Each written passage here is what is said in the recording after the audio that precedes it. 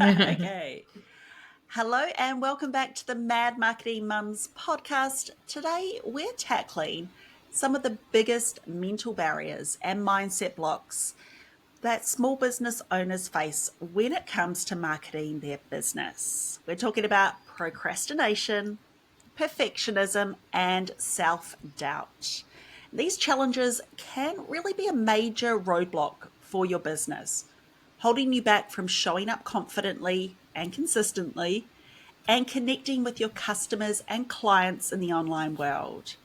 Joining us to tackle these issues head on is marketing coach and podcast host Lauren TIlden, who'll be sharing her expertise and practical advice on how to overcome these hurdles so that you can enhance your social media marketing efforts and grow your business effectively. So, welcome to the podcast, Lauren. Yay! Thank you so much for having me. I'm excited to be here. Absolutely. We're so excited to talk about this because this is a huge issue. One that, as we spoke about on your podcast, I have struggled with myself. Now, for our listeners, I'll just give them a little bit more information about Lauren. So, Lauren is a maker, a retail shop owner, podcast host, and marketing coach on a mission to help small business owners do better marketing more consistently. Love that. As an ex-corporate marketer, Lauren fell in love with small business through her first small business, the plant-inspired stationery business, Good Sheila. And a couple of years after starting Good Sheila, she took the reins of the retail shop her mum owned, Station 7. And as of 2020, she hosts the Making Good podcast. This is a podcast for small business owners who want to make a big impact. Lauren believes that one of the best ways to make a positive impact on the world is through great marketing. And we could not agree more. So, cannot wait to chat with you about today's topic. Yeah, So, thanks for having me. before we dive into today's topic, can you tell us a little bit more about your podcast, Making Good? What we know is, it's for people who want a business that makes them money, that makes them proud, and makes the world a better place. But aside from just being a good human being, what was that inspiration behind making the Making Good podcast?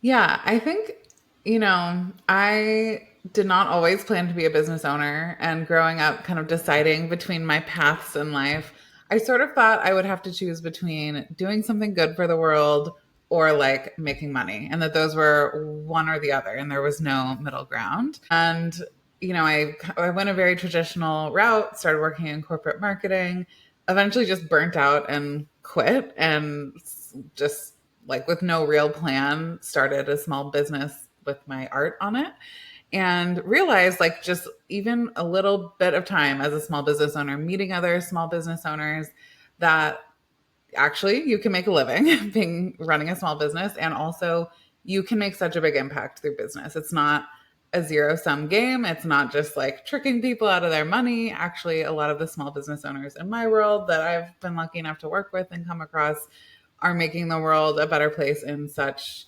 real, concrete ways. And so I found that, one of the big struggles a lot of small business owners have, which I know you both work with a lot, is people just struggle with marketing. They have a lot of mindset junk around it. They don't know how to do it. They don't like it. They think it's slimy and gross.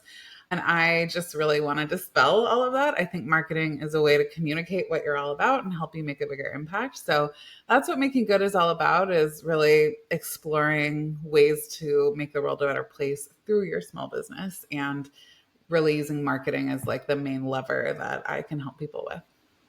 Yeah, marketing gets a bad rap, right? It So is.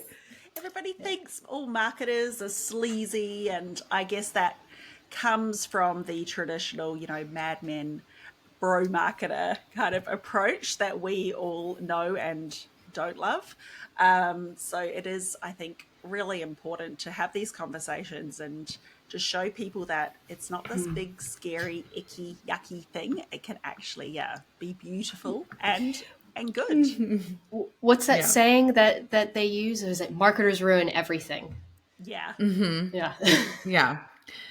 And Not you know, these days. you can understand where some of these like perceptions come from, and there are certainly marketing tactics that we've all seen and been on the receiving end of that just feel gross. But you don't that is not marketing. That's just someone doing marketing in a way that none of us seem to align with. So we all get to choose how to market our businesses and how, you know, to view our customers and prospects as humans that deserve being treated well. And if you really have that top of mind, then I think, you know, you can do marketing in a very human, kind way that grows your business and helps you make an impact. So yeah, on this mission with you both. Yay, love this. Okay, so let's talk about those problematic behaviors. And I'd love to hear from you, Lauren, because you suggested this topic. What are you seeing in terms of behavioral patterns when it comes to small business owners around procrastination, perfectionism, and self doubt? I guess with regards to their marketing specifically. Yeah. I mean, I was very surprised when I left my corporate job and all of a sudden worked for myself and could no longer seem to meet deadlines. I like no longer actually did the things I said I would do because I was only working for and with myself. I would procrastinate. I would not want to put anything out there until I thought it was perfect. I had a constant imposter syndrome. And what I realized is that sort of putting myself out of the constraints of like a job, a boss, coworkers, you know, students, professors, whatever the circumstances are. Um, there's so much freedom in that that it can be a little bit overwhelming, and it can really let a lot of these mindset blocks and behavioral issues get in our way. And so I found myself fascinating, not doing things, having the same things on my to-do list for months and months and months at a time, finding ways to productively procrastinate. So I would be busy. I would fill my days with stuff. Like I wasn't just watching TV, but I was also not doing the things that really mattered the most. And this is something that I've seen in so many other small business owners too, that really um, inspired me to start talking more about it. And I would say it's like at least 50% of the content on my podcast. I teach a lot of marketing, but I think a bigger problem that people have, like people have no shortage of ways to learn marketing. And I think a lot of us know what we need to do. And we know we have everything we need and we're just not doing it. So I talk a lot about like procrastination in particular, which I think is really related to perfectionism. A lot of us procrastinate because we have some unwillingness to put things out there imperfectly. But of course, like perfect is not a thing that is actually attainable. So that means we never put things out there. Um, I think in marketing in particular, marketing is very visible. It's really vulnerable to market yourself, your business, your products, your art, whatever it is. You're putting something out there in front of people and you're asking them to react to it, whether it's like your content on social media or buy your product. Like it's inherently kind of scary. And that's just this whole extra layer of like a reason to put it off. There's a professor, Charlotte Lieberman, who said something along the lines of procrastination isn't a time management problem, it's an emotional regulation problem. And I really agree with that. I think when we procrastinate, it's not that we just like didn't have time, it's that we're like really avoiding something. And whether it's like a fear or, you know, we perfectionism or we have some block around it, I think the first step is just like really getting curious of like, okay, this has been on my list for a while. Like, what am I feeling around this? Like, what's going on? And just checking in with yourself, I think, is a really important first step. And we can get into some more strategies. But I think the number one thing I would say around all these things is they're so common. And just please don't beat yourself up if you're procrastinating or you're being a perfectionist or you're constantly doubting yourself. Like, it's so common to the point where like I have a whole membership full of people who like this is their big struggles. Yeah, it doesn't mean anything about you except that you've got a little mindset junk to work through, which we all do. So Yes. Oh, and we were just chatting with you on your podcast about that. And I was yeah. saying that I had all of those things happening, especially with regard to starting a podcast and that procrastination and perfectionism. And I knew if it wasn't perfect, I wouldn't do it and I wouldn't get it out there and I would procrastinate and I would doubt myself and all of that. So I think it's definitely interconnected. Mm-hmm. So, why do you think small business owners often fear marketing and therefore delay it? I think you touched on it a little bit with your response before, but what is it really that is driving that fear? Yeah, I mean, I think there's a few things around it. Number one is just it's vulnerable. So, like I said, we're putting ourselves out there, our work out there, we're asking people to react to it. Another big piece that surprises me that is such a seemingly universal experience is this fear of judgment from people in your life. So, like, it's not the random strangers on the internet we seem to be worried about being judged by, but like someone I went to high school with, or my uncle, or like random person in my life who is, I feel like, is going to have some opinion.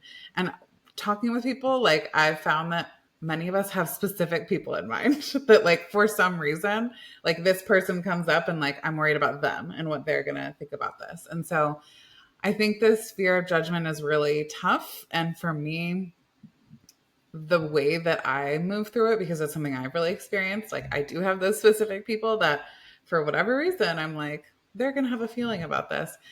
And the way that I manage that is really just giving myself a binary choice of like, okay, you can not do the thing so that this person won't have an opinion about it, or you can risk that they might have an opinion about it and you can do it. And there's like one or the other, you get to choose. And so making it a choice rather than just like a default of like, I'm just going to put this off a little bit more for now.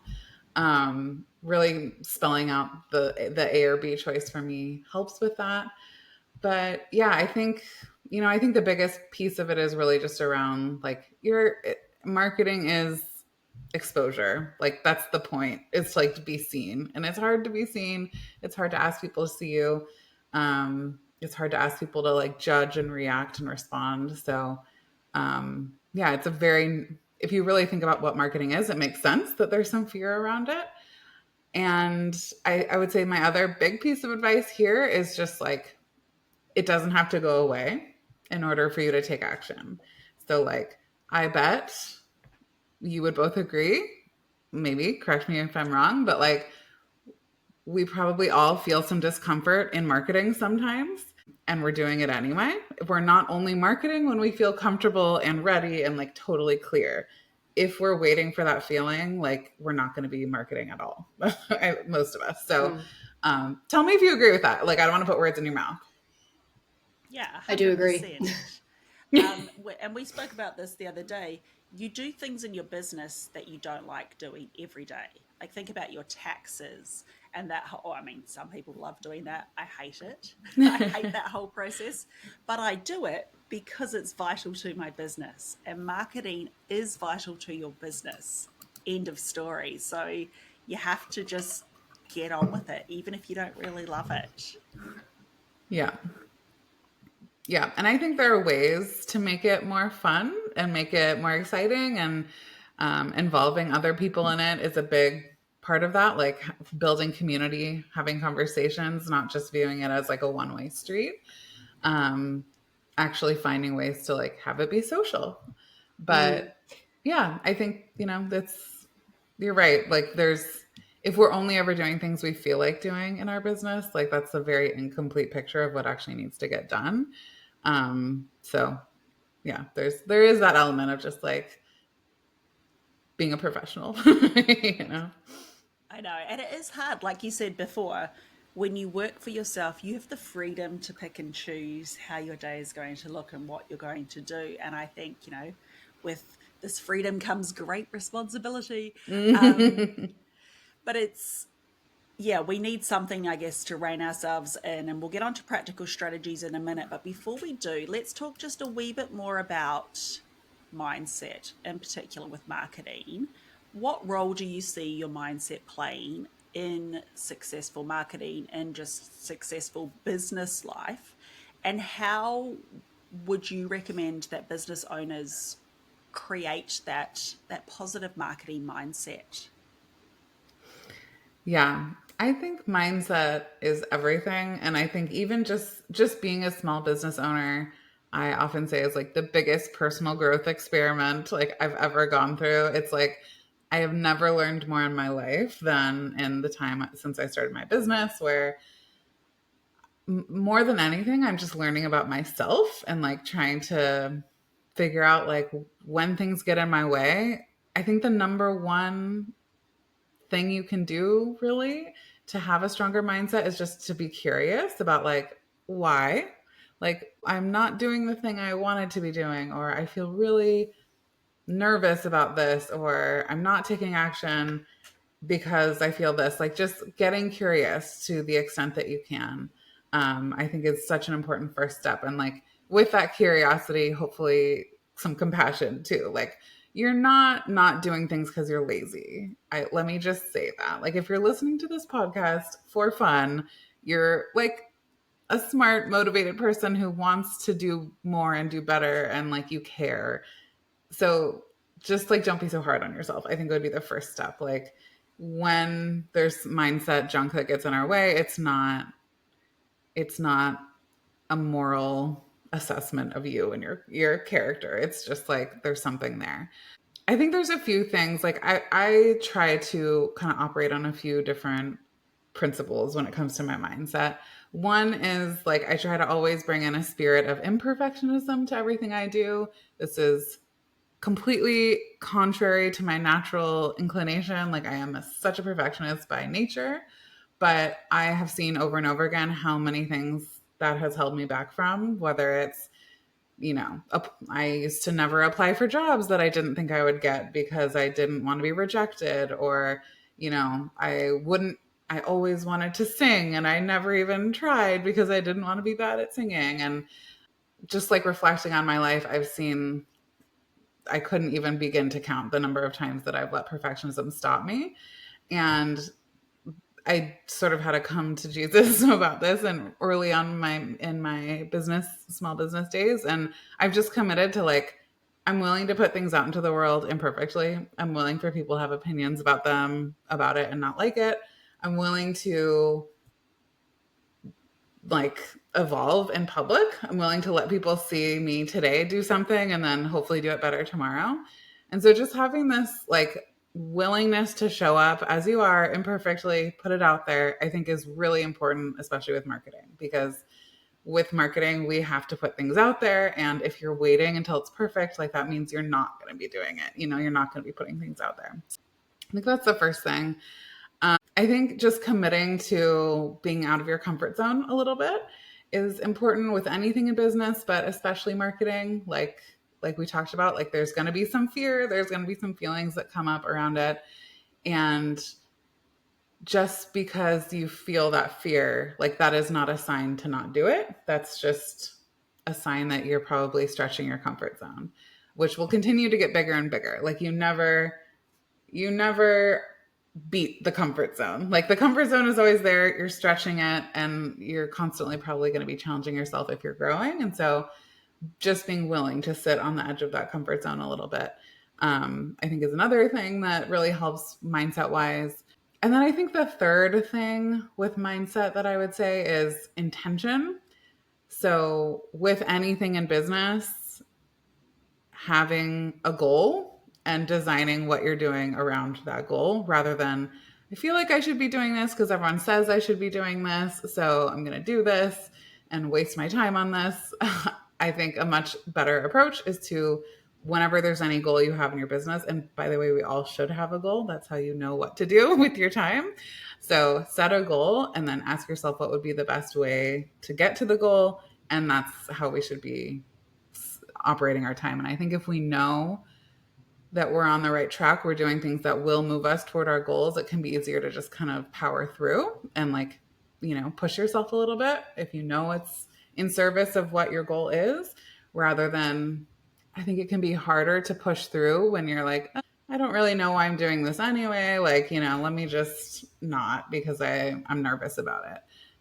So yeah, that's where I would start. And yeah, it's hard. It's like, I don't think it's something you ever like win. It's like there's new level, new devil, as they say. So like you beat something, or like you get a little better at something, and then something else presents itself. And that's just kind of the game, I think, of small business or entrepreneurship. But yeah, And that parenting. Curiosity, I think, is the best. And parenting, that's true. Right. The same, yeah. New level, new devil. Unlock the next level of parenting, and you have to negotiate that as well. So Yeah. love that. Love that I've concept. never heard and the that saying extension. before. I heard it. I don't know where or when, but it immediately resonated, and I was like, "Yep, yep." It just gets harder and harder, but that's the game. More money, more problems, Clem. Exactly. It's true. Equivalent, right? Yeah. Pretty much, yeah. So let's get into the nitty gritty. What are those practical strategies that our listeners can use to break these bad habits and start to improve that mindset and be able to face the devil at the new level? Well, I think the first one is one that's already come up a little bit. Krishla, you mentioned this with starting the podcast, and that's accountability. So having other people involved in your business in some way, even if you only work by yourself, even if you don't employ anyone, there are still so many ways to involve other people so that people know about your deadlines, they know about your plans, they know about what you're committing to doing. For some reason, many of us are much more willing to let ourselves down than we are to let other people down. This is true for me. It's not something I like about myself, but like, it's just how I am. And so this was probably like the biggest game changer for me in my whole business experience, was like, wait, I can tell other people, I can tell my audience that my podcast comes out every Tuesday, and then it will, because I don't want to like look like a flake in front of my audience. I can tell everyone that my newsletter comes out on Wednesday, and then it will, because I know they're expecting it. So that's one way of using accountability, is with your audience, of having either your customers or your audience expect things from you on a certain date, and then you're going to be very likely to show up for them. Another way is to build it in with peers. So, you could have an accountability group where you meet once a week, you commit to what you're going to do by the end of the week, and then you meet again and say how you did. You can also have, like, you can hire help. You can have a coach who is holding you accountable. And a lot of coaches, this is the majority of what they do. Like, they might help you a little bit with like guiding you, but the main thing they're doing is like, you are paying them to keep you on track. You know what to do, and they're going to help you do it. You can join group programs. I have a membership where accountability is a big part of it. There's so many different ways to build in accountability, but just making sure that there are other people involved. So that's on kind of a macro level accountability. You can also use it on a micro level. Like, if you struggle to use your time effectively, if you procrastinate in the moment, like you sit down at your desk saying you're going to write a marketing email and 2 hours later you haven't done it. If that's the kind of thing you find yourself dealing with, co-working is really, really powerful. Co-working takes advantage of what scientists call body doubling, which is that when there is someone else present with you, whether it's virtually online or physically in the same room, even if they're not working on the same thing you are, we focus better. We like are more likely to follow through in that case. So this could be like, find another small business owner to go to a coffee shop with and sit next to them and say, okay, what are you going to work on for the next half an hour? Okay, I'm going to work on this. Go check in 30 minutes later and see how you're doing. This could be co-working in a Zoom room where everyone says in the beginning what they're going to do. You may have your video on or off, but like, you're in the room and people, you told them what you're going to work on, like an hour later, you're going to have to go tell them how you did. And there's things you can join to do this. And there's also like infinite possibilities to just create it yourself and like ask someone in your life to hop on a Zoom with you. My guess is, if you know any other small business owners and you're resonating with some of these struggles of like procrastinating and lack of focus, my guess is like a lot of other people are going to struggle with it too, and they'd be happy to like just play around with some of these solutions. A couple other things. Eliminating distractions, I think, is really, really powerful, and it's hard as a parent. So I know that, there's only so much we can work with here. Like, you're not going to totally turn your phone off, or you might have kids coming in the room sometimes. But to the extent that you can set boundaries around your work, I use a tool called Freedom, which is like an app on my phone. It syncs between my phone and my computer, where I set time frames where, like, I'm not allowed to go on any social media. I'm not allowed to go on YouTube, Reddit, uh, any like TV apps. And for me, I have it from 10 p.m. to 9 a.m. I like to do like focused work earlier than that. So I know that when I get up, I can't check my email. I can't go on social. I have to like do the things that actually matter.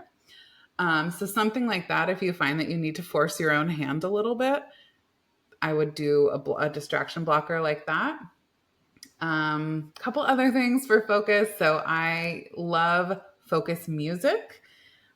This is music that is scientifically optimized for productivity. Like, people who are experts in this have found there to be certain types of music and beats, and like they tend to be instrumental without lyrics. Some are like classical, some are more electronic. You can like choose your flavor, but Mario they are Kart. like, my gosh. Yeah, not Mario Kart for me, but I mean, for some, maybe. I tend to go for like the nature electronic ones. And like, I have like a Pavlovian response to it at this point. When I turn it on, I'm just like, like I just work. So I use a tool called Focus at Will. It's an online tool you can subscribe to. There's another one that's really popular. I've never used it, called Brain.fm. Or there's like free playlists on YouTube and Spotify that you can just tap into, and I can send you some links if you're interested in popping those in the show notes. But it's pretty amazing how, like, I don't know. For me, it is the magic secret sauce. And then I also use the Pomodoro method, which is like a very tried and true productivity technique. It sounds like it shouldn't work. It's just a matter of like setting a timer for 25 minutes, working. When the timer goes off, you get 5 minutes off, and then you repeat and you repeat, you repeat. I don't know why it works. Like, it shouldn't, because it's so simple, but I think it's just that 25 minutes isn't that long. And it's like, okay, I want to be scrolling on social media, but I can work for 25 minutes and then I can scroll, and then, repeat and repeat and repeat. So those are some. I think that, I was in this answer, I'm really focusing on like focus and beating procrastination. So if there's any other specific struggles you think people might be having, we can talk about some other tactics. So those are some of my tried and true.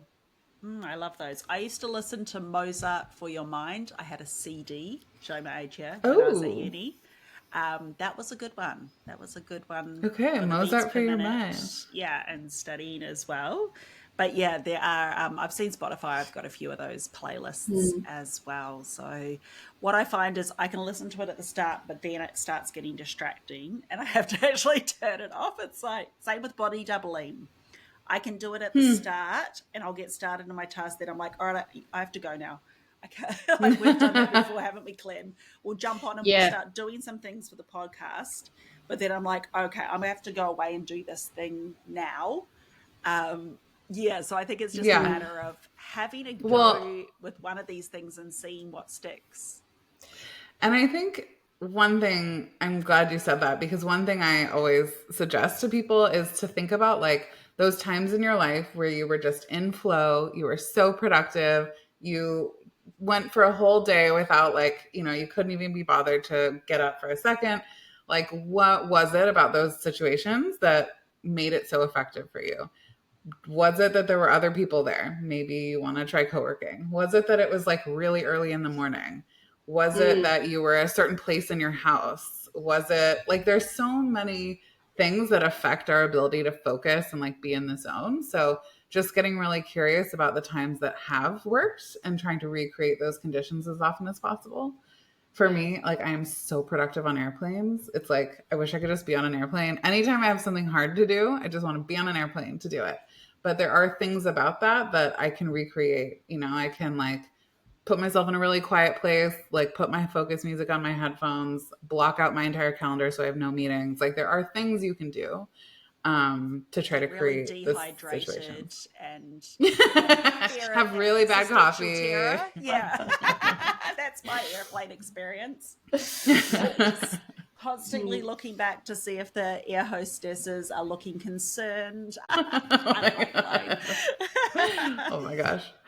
Yeah. I love that though. That's to each really her own. cool that you can stack them too, right? So you can put these different things together.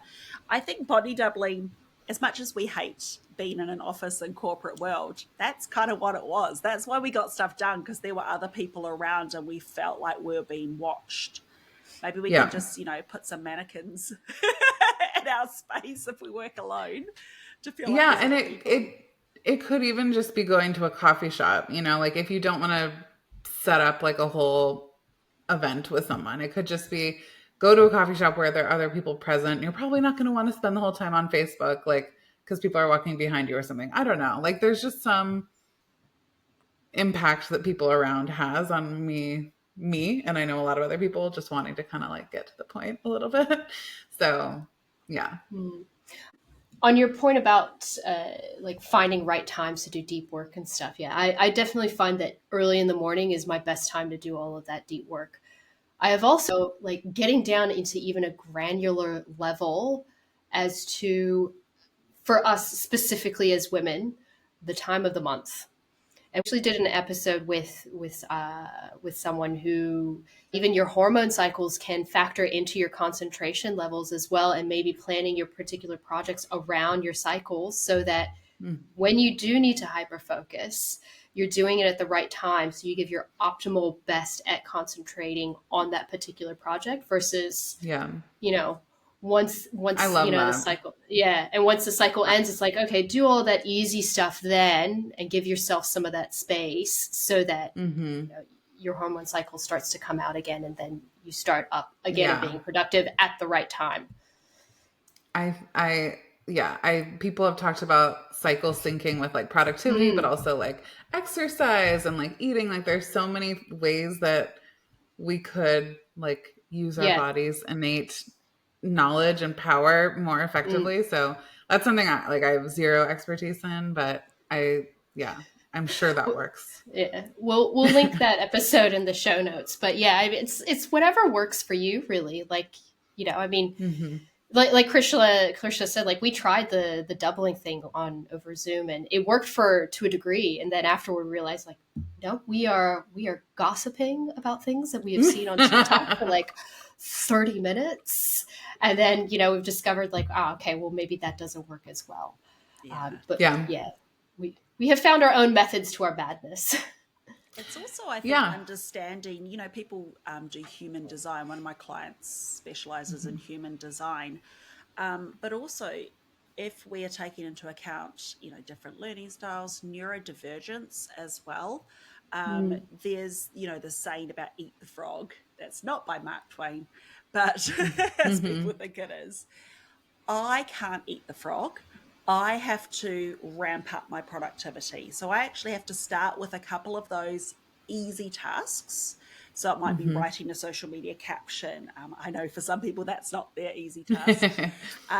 But whatever that is, I need to build the momentum, I know, before I can get into the difficult work. And so I think once you recognize that about yourself, and like you said, Lauren, it's about being curious and just observing, okay, when am I really in those states of flow?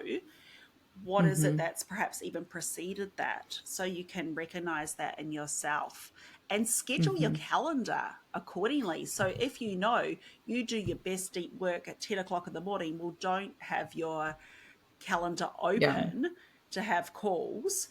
Or, maybe you get your calls out of the way first so you're not in waiting mode, which is a really common thing for people with ADHD. I know that much, where you can't do anything because you've got that appointment later in the day and you're kind of just sitting, waiting, right?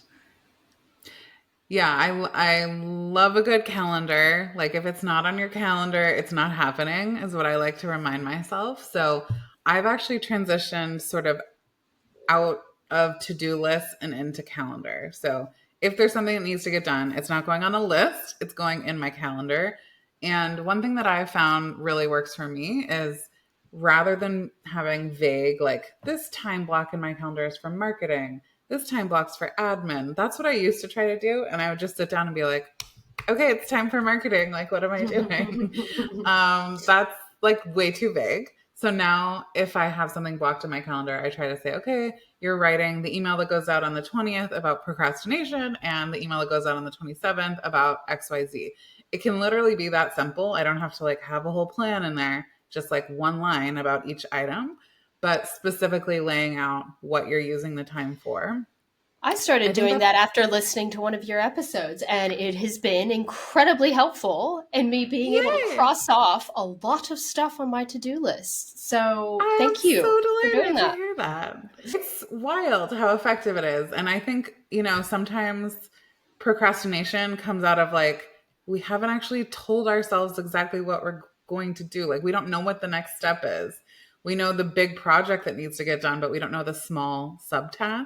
So sometimes what that means is like, if I'm blocking 2 hours in my calendar for, let's say, what would be something that has multiple steps? Like write strategies, write presentation for summit, let's say. If I block a bunch of time in my calendar for that, and that's as much information as I've given myself, that's still a pretty big, overwhelming thing to do. So instead, if I go into my calendar and it's like, outline it, do 10 minutes of research on XYZ, pick Canva files to use. Like if I just set it out into the small subtasks, it's so much easier to get started. The more that you can like make decisions in advance and give yourself a to-do list, now that I say to-do list, a list of actions in advance, so that in the moment where you're expecting to sit down and do something productive, you've made your job easy.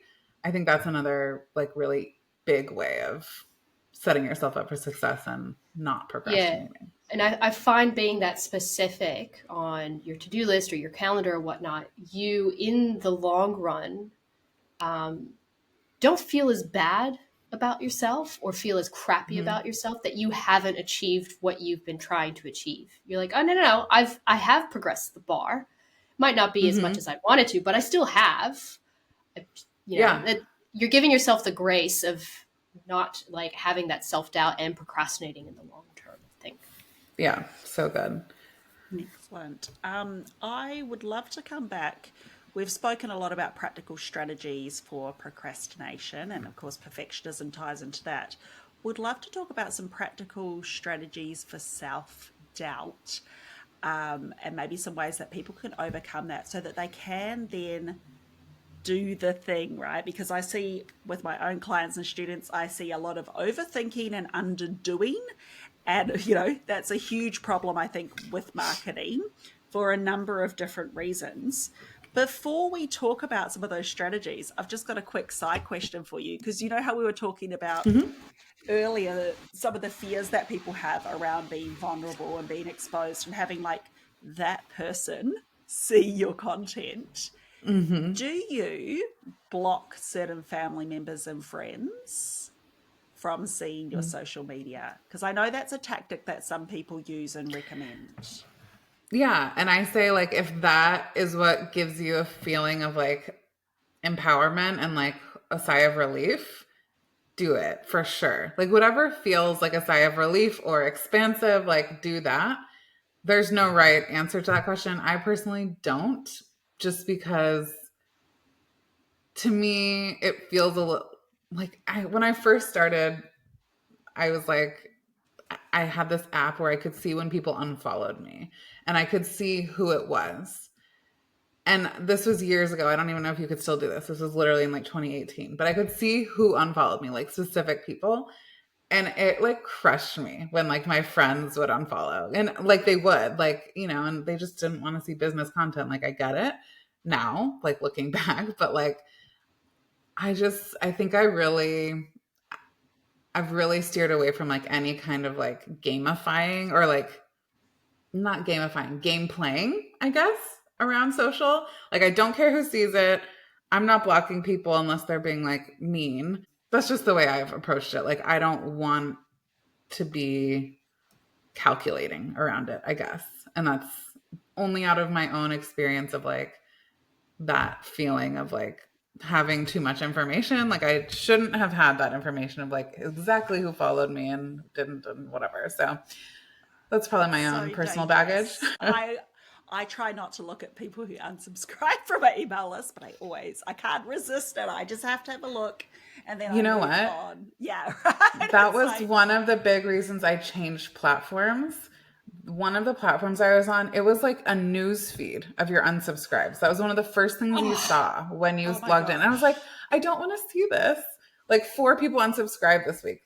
That's nothing. Like that does not matter. But And I they're would always doing you a click in. favor by unsubscribing or unfollowing if Yeah. they're not your target market. But it was like it shouldn't be presented right in front of your face. And so anyway, for a lot of reasons I changed, but that was not an insignificant one. Like I did not want that as part of my like login experience to be like, just you can click or not to see who unsubscribed. Like I didn't need that thing. And so I think, a lot of all of this conversation is just around like managing your own emotions around things. And for me, like I knew that's not a good thing to be faced with every time I log into my email marketing tool. And that is not a logical reason to change platforms, but it is one of the ones that affected me. And like, I love my new platform. I log in, it like makes me feel good. I use ConvertKit now, if anyone's curious. Oh, so do I. Yeah, that's what we do. Good. Yep. It's Team ConvertKit here. Yay. Yeah, we love Or ConvertKit. Kit, as they are currently in the process Yeah. of rebranding to.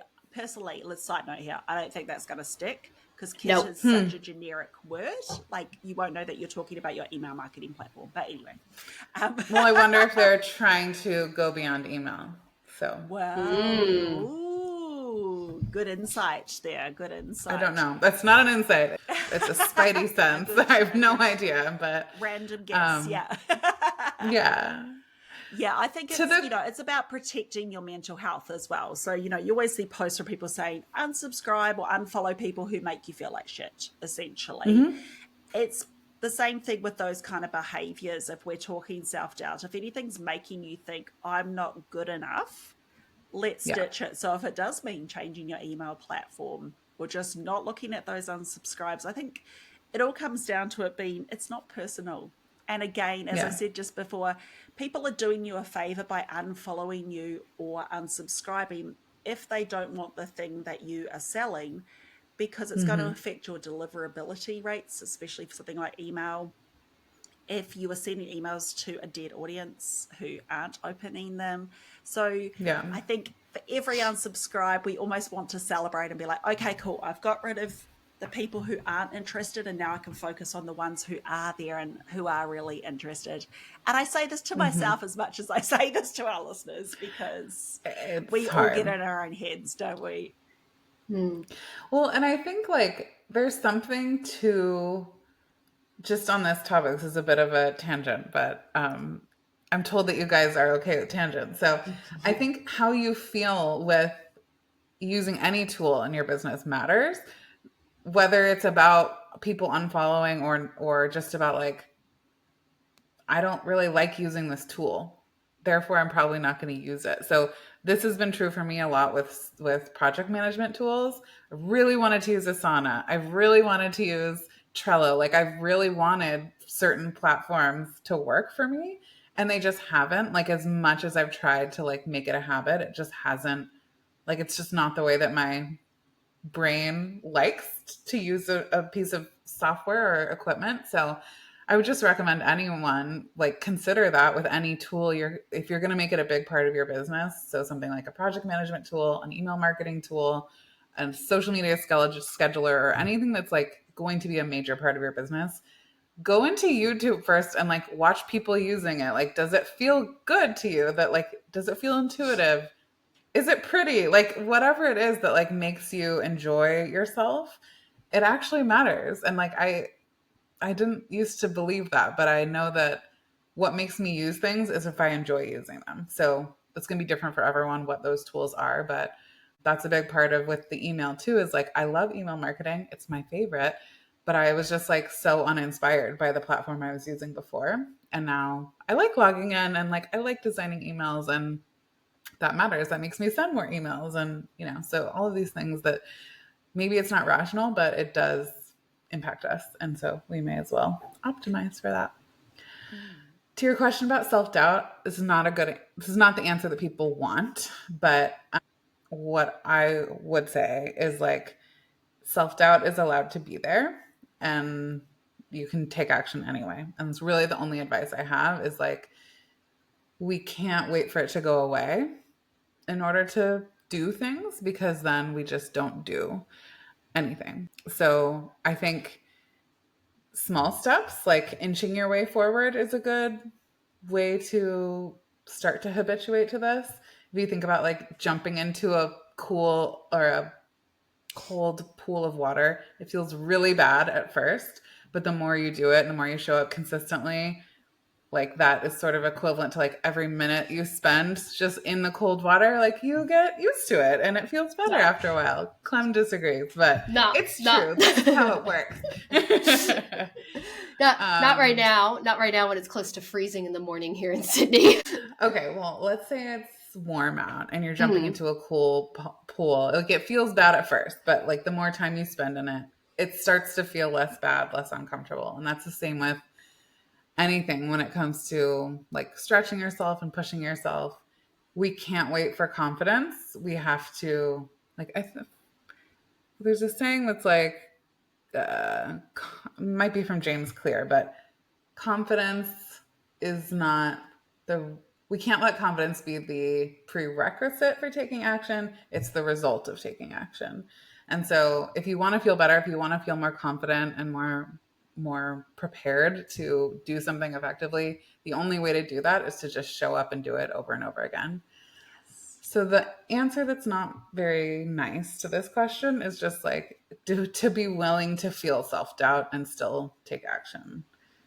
Yes. It doesn't feel good, but and then you can reward yourself afterwards if that's what it takes, like the Pomodoro method, right? So you do the thing that you're not so keen on doing, just get it done, and then you go have a nice coffee or something afterwards as a little reward for actually taking action, not the reward for the results. I think that's really important too, especially with marketing, because the results of your marketing are not, a clear reflection of the effort and energy that you've put in. Sometimes content just flops, and sometimes you whip up a reel or a TikTok in 2 minutes and that one goes really well. We've all experienced that, but we should be rewarding the action that we've taken rather than the results, and getting out of that corporate mindset where there were only bonuses based off of your results, right? There was never about you, hey, you've shown up every day and done a bunch of work that you do not enjoy in an environment that you don't like, with tools that you don't like. They're not pretty,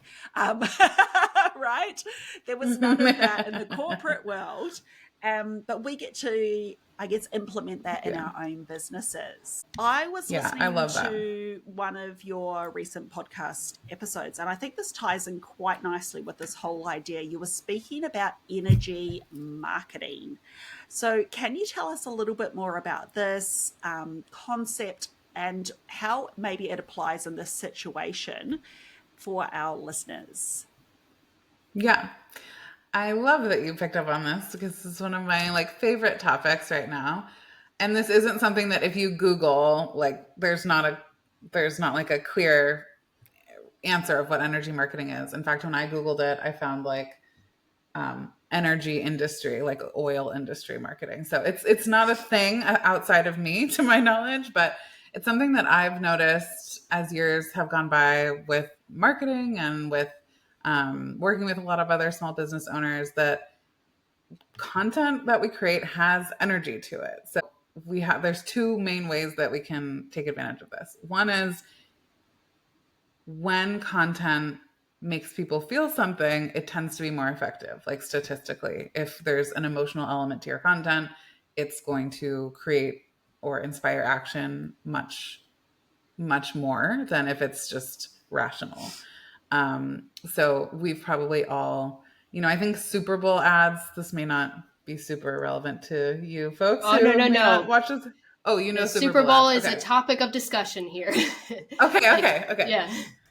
Okay, we know the Super Bowl. So Super Bowl ads, if you think about it, these are like the advertisements that the biggest businesses in the world spend the most money on, at least in the US. And if you think about the ones that like are the biggest hits, it is never this beer has this many calories and these are the main tasting notes. Like, it's not a rational description of what's in the product. It's something that makes you feel something, whether that's laughing or it's so cute or it's a tear jerker or whatever.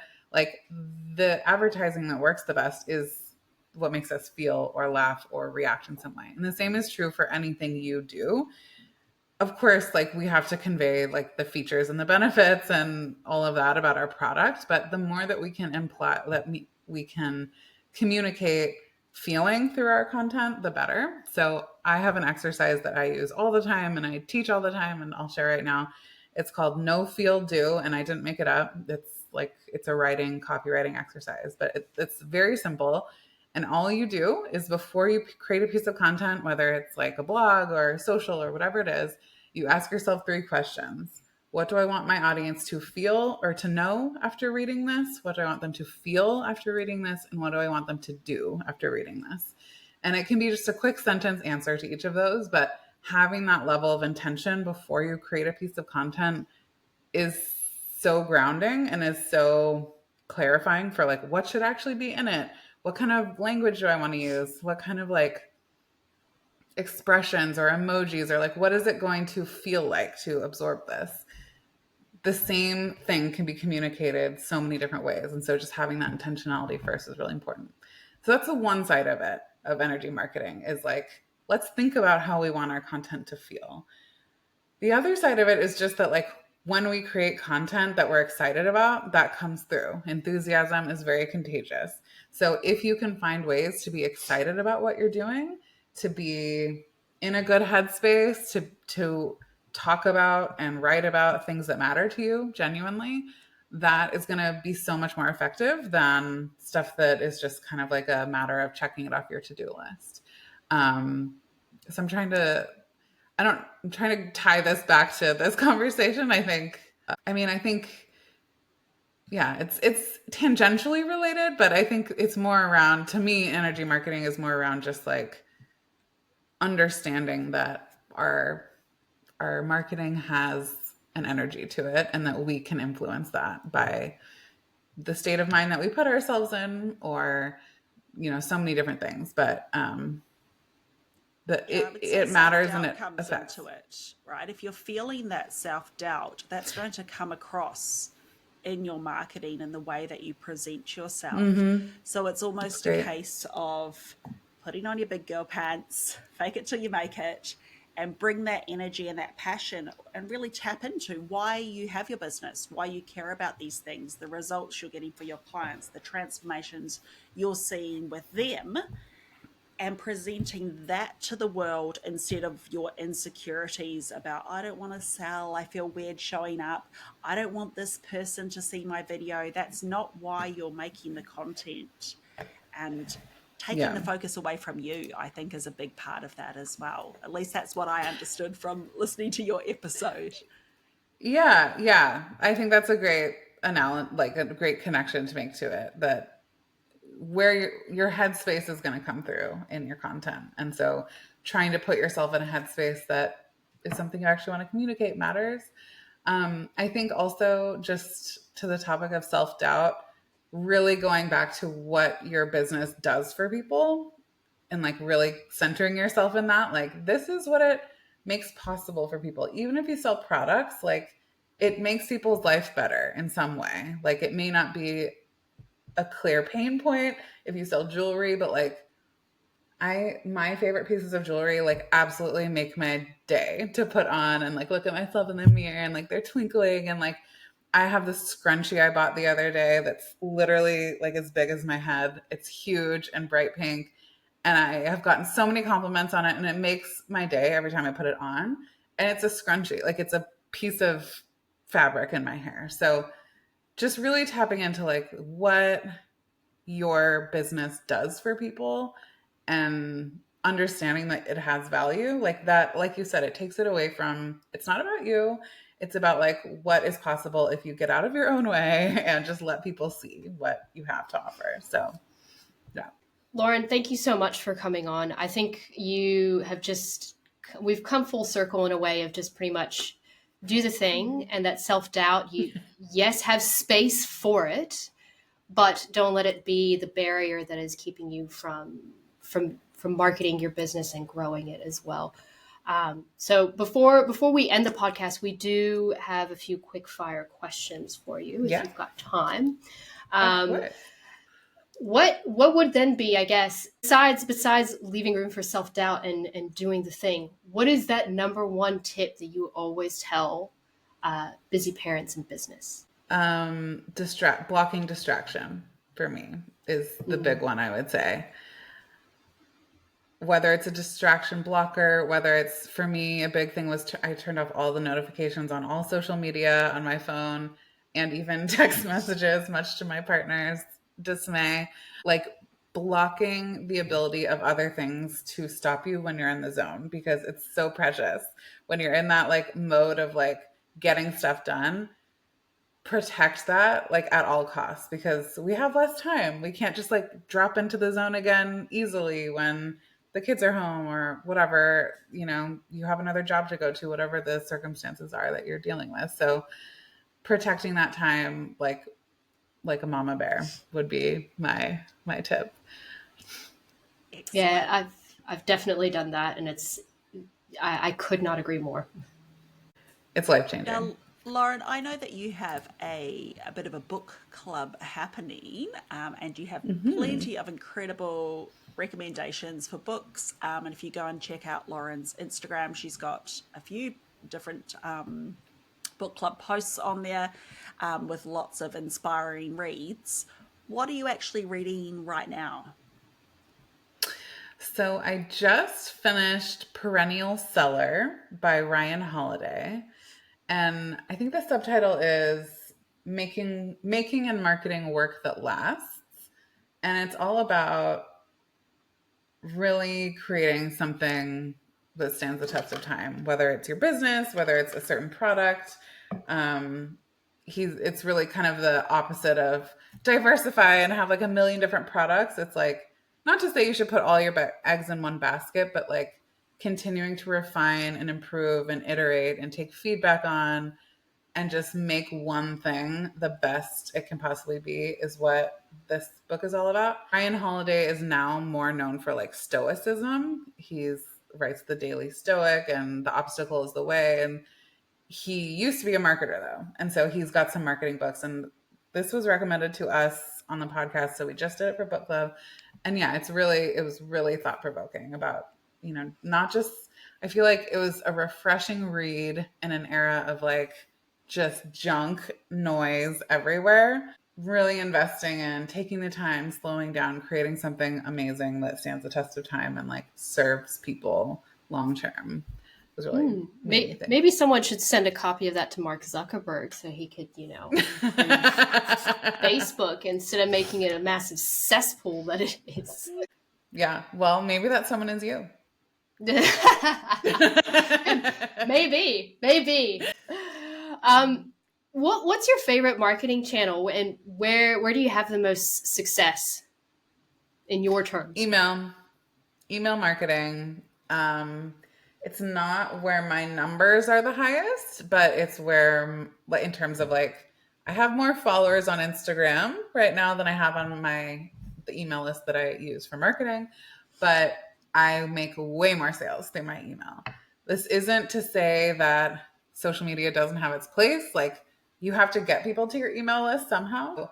The main goal I have when I'm thinking as strategically as possible for my podcast and for any other like outward facing marketing platform is to get people on my email list. Because it just like scientifically, empirically is proven to be the most effective way of making sales. Yeah, social media obviously gets people there and it's super important. But when I actually want to make a sale, I know it's most likely going to happen on my email list. So yeah, sending lots of regular emails, keeping your audience nurtured. And then I find most of my success with sales is during launches. So just not being worried about sending a lot of emails during launches and like really making my case. And, you know, I send valuable stuff all year long. And then during my launches, I go pretty hard with the sell. So email. Awesome. Email. And we know that you do also hang out on Instagram. So if our listeners would like to connect with you, is that the Yeah. best social platform? Yeah, that's probably the best social platform. I'm on LinkedIn, kind of, but yeah, Instagram, or come listen to the podcast too. Yeah. What So Lauren, one day someone will like LinkedIn, besides just me. I really want to.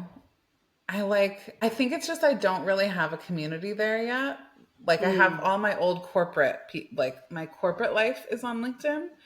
So I need to develop my like small biz friends. So maybe we can start chatting on LinkedIn or Oh something. yeah. But like, I believe in its power. I know it's like really great for organic. So I'm not bashing it at all. Like I want it to be working for me. I just haven't made it work yet. yeah. Thank you so much, Lauren. This has been a great chat. We will link to Lauren's Instagram, her website, and the Making Good podcast, which Lauren hosts as well. So you can go get more Lauren wisdom in your ears. But yeah, I think that wraps us up for today. It's been an absolute Yay. pleasure hearing your story, getting to know you, and the Mad Marketing Mums will be featured over on the Making Good podcast sometime soon as well. We've done a little swapsy today, so you Yay. can listen to us talking about content over there as well. Thank you Yay. so Thank much, you so much for Lauren. having me. This has been really fun. As always, stay mad. Bye bye. Bye.